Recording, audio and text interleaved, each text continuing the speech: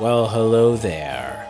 It is time, once again, for Spooktober at the Middle Country Public Library podcast. I'm here in our spooky studio. Spooky studio with my bewitching colleagues here. Sarah Fade. Hello. Nicole Rambo. Hello. How's everyone doing? Good. All right. So it is October. I can't believe it, but it is October already, and that means it is Spooktober here at the podcast. And if you haven't seen any of our other Spooktober episodes, I think you're missing out. So definitely do a search on our YouTube page to see last year's Spooktober episode. So basically what Spooktober is every October we do a theme for the whole month. Can you guess what the theme is? The theme is spooky. That is what the theme. Well, it's not. Look, it's not just spooky. It's also Like fall. Autumnal. Yes, exactly. Except for next week. Next week we're going to do something special because that's our 400th. So we'll do something special. Haven't decided what we're doing yet. We were going to do it today, and then we decided not to do it because I don't know what I'm going to do. But we'll do something fun. Maybe something like on the floor or something out of the studio. So we'll figure that out. So stay tuned for that. If you're watching on YouTube, you might want to hit the subscribe button so this way, and notifications so this way you'll know when it's happening. So that out of the way, I thought that we'd kick off Spooktober with kind of a pseudo trivia episode. Okay. Pseudo. Okay, pseudo. So how this is going to work for the two of you, this is not multiple choice or anything like that. It's very simple. It's true or false. Oh. Those All right. are the worst questions. The 50-50. entire, that's right. You have a 50% you like chance true of being false questions wrong. on tests? Yeah, she does. Okay. She must. It's Did you? 50 I compared was to 25, right? It's usually I give you 4 choices, so you have a 50% chance instead of a 25% chance of getting it wrong. Yes. Or right. Okay. Yeah. Right? Okay. So what we're going to do today is I'm going to read you these spooky little vignettes, these spooky stories. Okay. You're going to have to tell me if whether or not it's true or not. Okay. Okay. Okay? Yes. They're short. Okay, yeah. All right. Here we go. This is number 1. Are you going to You put like tell me. spooky music in the back? Yeah. I guess I could. Yeah. Ooh. That right there. That's what I'm putting on. That's what I'm putting on the show. Scare anybody. Yeah. I'm going to put that in the sound store, and then we're going to press that button whenever we need something spooky. Okay. So in the early 1800s, a farming family in rural Tennessee began experiencing strange disturbances in their home. Okay. It started with odd knocking sounds on the walls at night, escalating to beds shaking violently, Okay. and invisible forces pinching family members. Sounds legit. The entity eventually spoke, Okay. identifying itself as a witch with a grudge against the father, True. tormenting them for years until the family was driven to desperation, with visitors reporting the same eerie voices and movements. What'd the father do? Yeah. So the question is, What was the gripe? Yeah. That's let's- a make or break it. let me ask you this, because I didn't go that deep. Oh, no. Okay. Is this real or is this just made up? Real. Obviously. Pinching. There's no question. Yes, Pinching. pinching. Why wouldn't this person just pinch the father? Why has he got to pinch the other people? Okay, so you're thinking it's real. I think it's all real. So real. Yeah. Okay. Yeah. It is real. Yeah. Yeah, of course. This is the story, and here's Well, okay. Okay. Wait. Are we saying we're not saying that the actual event happened? We're saying that a family reported this event as happening. here's the description now. Here's Okay. the I think it's all explanation. real, but It's the explanation.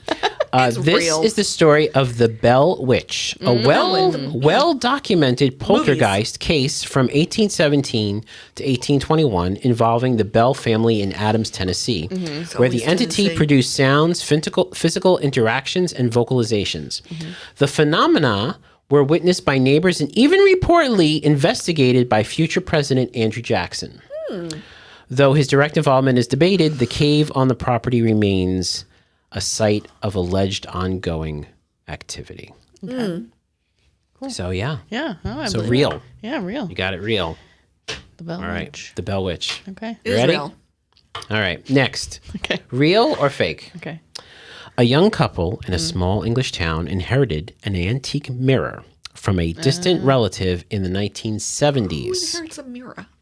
At first, it seemed ordinary, but soon they heard faint whispers emanating from it after dark, revealing long-forgotten family secrets. Oh.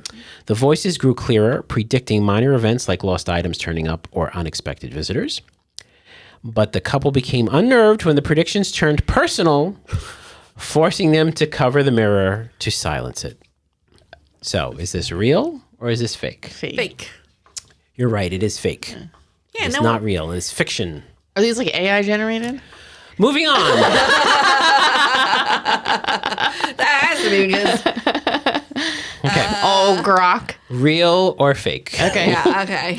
In a quiet London suburb during the late 1970s, a single mother and her children were plagued by poltergeist activity in their council house. Council. Furniture would slide across the room on its own.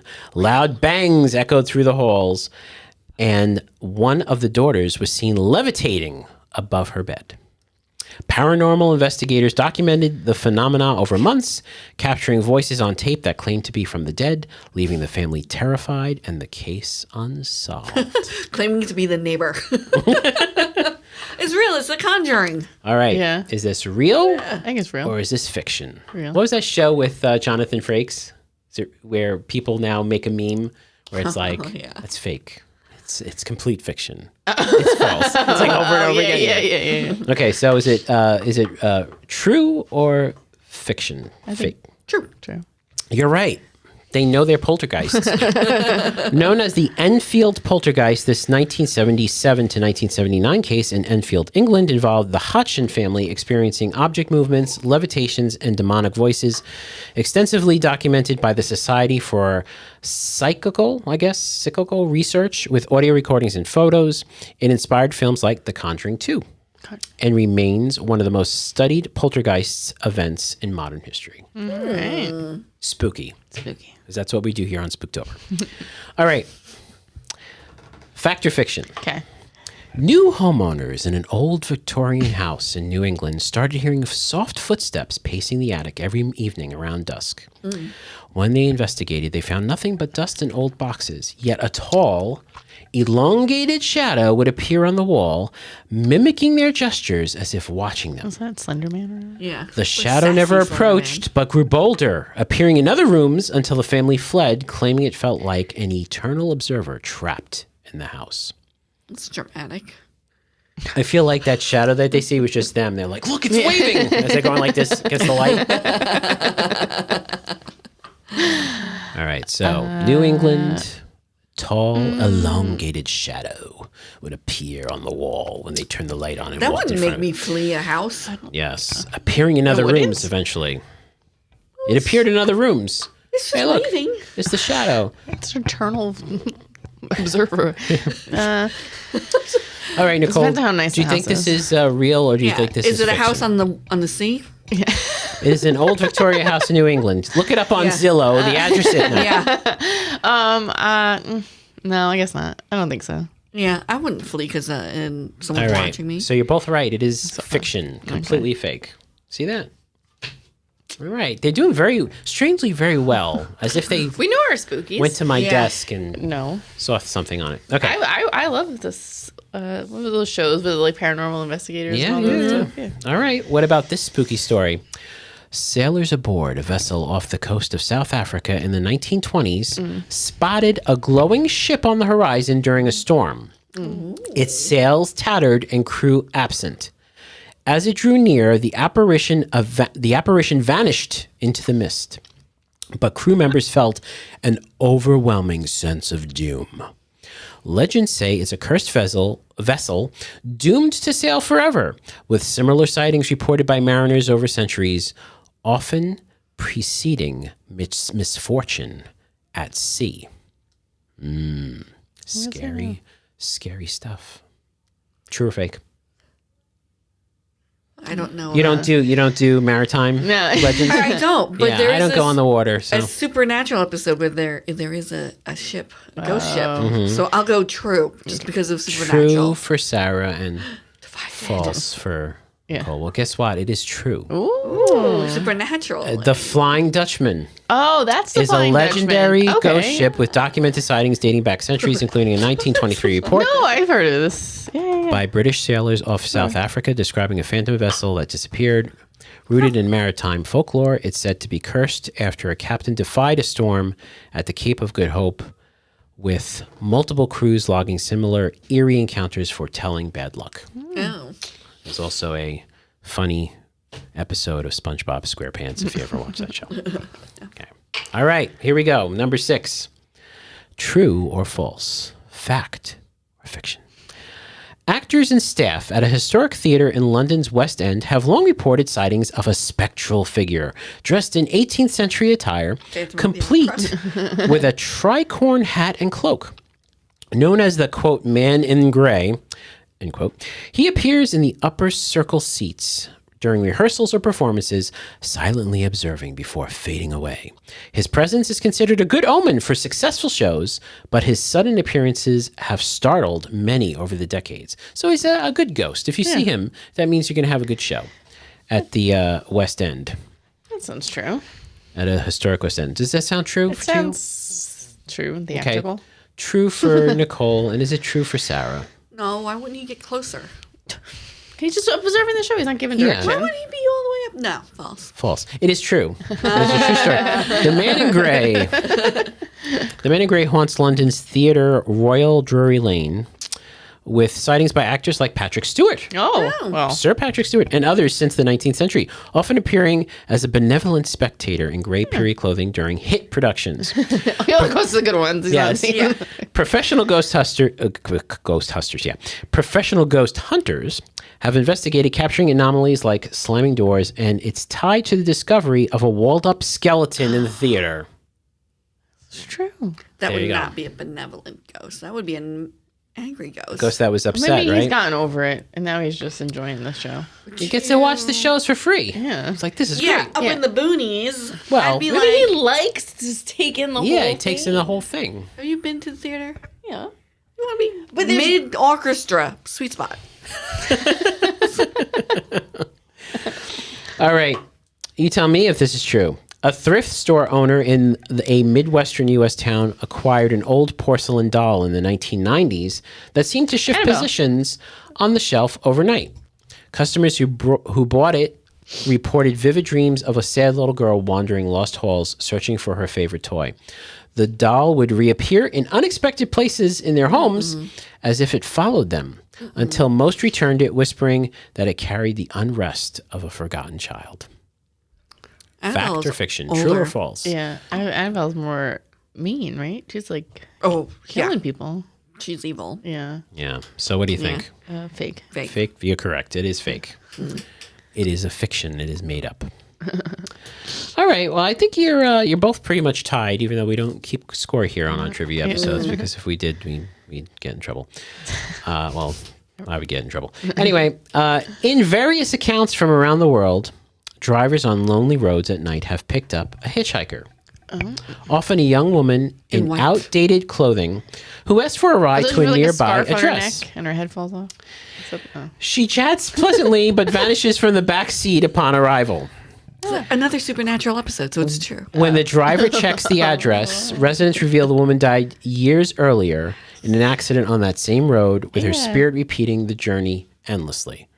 Well, this does sound like a common thing, because I don't know if you've seen, Pee-wee's Big Adventure, but Large Marge Yeah. makes an appearance. Or like the one where it's like he returns the scarf and she's been dead for whatever. Oh, that was one of our. I feel like that was one of our stories, Yeah. right? Yeah. So one this of is our- like a common story. Yes. So True. true. So it is a common story, and it is yes, it is one True-ish. considered true-ish. Yes, the vanishing hitchhiker Yeah. is a widespread urban legend with real reported variants, such as Chicago's Resurrection Mary, where drivers since the 1930s claim to have given rides to a ghostly woman who vanishes near a cemetery, later identified as a deceased local. Folklorists have collected hundreds of similar accounts globally, often linked to tragic accidents. So I think, I don't know how it works, but I think like paranormal investigators, they take that into an account, that if it's not just like in one spot but multiple spots, and the stories are similar but there's no connection between them, I think they say, all right, it's got to be something, right? All right, Gotta be. how about this one? Okay. I'm seeing a pattern here, by the way, with my friend Grok. I'll mention it in a little bit. Residents of a modern apartment building in California began receiving phone calls exactly at midnight starting in the early 2000s. The line crackled with static before a faint voice listed the names of everyone in the household, then went silent. No caller ID showed, and tracing the calls led nowhere, but the voice grew more insistent, sometimes adding personal details, leaving families sleepless and convinced of an otherworldly watcher. No, because you just gave it away. I kind of gave it away, yeah. Yeah, I feel like but no. the fake ones or the made up ones are modern. They're like from the 90s, from the 2000s. Yeah. This one sounds like what a serial killer would do, not a ghost. True. There you go. Calls coming from the house. Exactly. The calls come from the outside. Yeah. All right. Finally, a grandmother living alone in a Los Angeles suburb in the late 1980s noticed odd occurrences in her home. Lights flickering, objects levitating briefly, and glowing orbs floating through rooms. She captured photos of misty apparitions and heard disembodied whispers, prompting paranormal experts to investigate. The activity centered on the attic, where an unseen force seemed to guard something hidden, persisting for months despite attempts to cleanse the house. True or false? Fake or real? True. True. Nicole says true. What are they guarding in the attic? I wonder. A skeleton? Maybe. Where would they guard it, though? What would they guard in the attic? Well, I'll stick with Nicole. True. True is correct. It is a story. The San Pedro haunting, also called the Jackie Hernandez case, occurred in 1989 through 1990 in San Pedro, California, where a woman reported apparitions, orbs, and telekinetic activity photographed by investigator Dr. Barry Taff.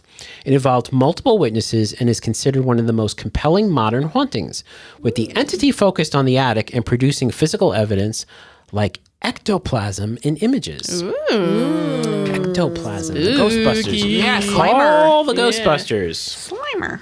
Very good. Well, I think you got 100 on that. Yeah. I really do. Between the two of us. You know your spooky stories and your spooky stuff. Did you ever watch Fear on MTV? Ever on the show?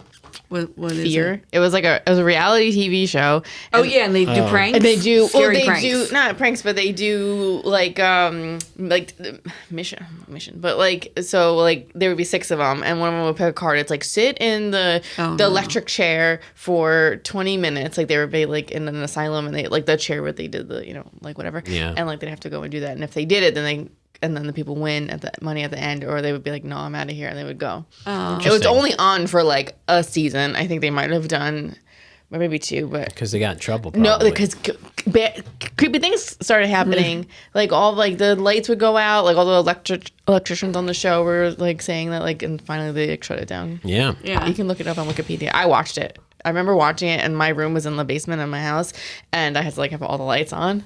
And I would like run upstairs. I was so scared. It was a good show though. I'd like to. You just reminded me of something. I'd like to ask Sarah a question because Sarah is our resident horror movie watcher, right? Yeah, the 3 of you, yes. Yes.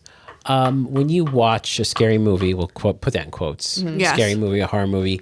Does it affect you in the way that it would affect like an average person? Like, What does that mean? It means that like, can you watch like What is wrong with you? Can you watch a horror movie? Can you watch a horror movie, right? Yeah. And then go right to bed and just be like, Right. like out, or do you like say, I'm gonna have the light on tonight, or I'm maybe gonna stay up and watch like some comedy for a little bit, or like do something else. Like, has there ever been a movie that really spooked you where you're like, you know what? That went too far for Sarah Fade. The only time that I feel like I have to cleanse my palate is if it's like a gory film. I was Okay. gonna say Yeah, I don't particularly like gore. Right. Okay. And it's hard for me. Like I don't like but I haven't seen a scary movie in a while. Okay. Like the last one I think I saw was there's a movie called, hold on, you can edit this. No. This is real time. Oh, great. Sorry, guys. I forgot the name of it. She is a model turned actress. Okay. It's about, I want to say prodigy, but it's not prodigy. It's Okay. about a boy. She has a son. Mm-hmm. And it's about reincarnation. Okay. And Is that Nicole Kidman? no. Oh. No. The Inappropriate movie? The Inappropriate movie. Yeah, that movie where she's like, the husband comes back as a little kid, so she's like taking a bath with the husband who's a little kid. What? Yeah, I'll look that up. No. Yeah, we'll do that off air, though. That's not the others. No. What is No. it? No, Yeah. I like that movie. I Yeah. like the others. Yeah. All right, so anyway, gore is you need an interesting term that you use is you have to cleanse your palate.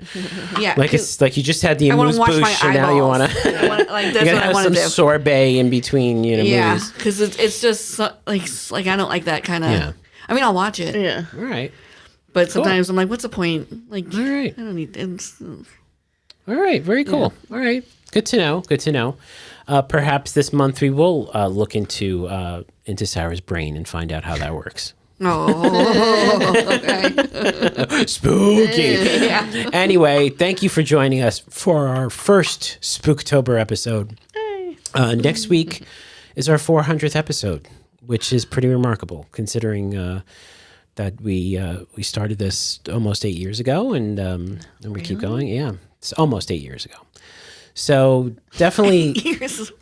Definitely, if you're on YouTube, hit the like button, hit subscribe for us, hit notification bells so you know when that comes out. And again, hopefully it'll be something special. I think our 100th episode, we talked about 100 things like top 100 things. We did that, I think, Was I there? You were there. I'm sure you were there. You were on. Nicole was on desk in the underground, so we actually recorded that in the underground. This is before video. The 200th episode, also audio. Was us basically talking about ourselves for 25 minutes, and then we had. Was I there? You were there. What? I don't know because I've been out. Yes. Well, the only one who's not been out. Yes, the 300th. The 300th episode was our first video episode. Were we there? Were we there? Yes.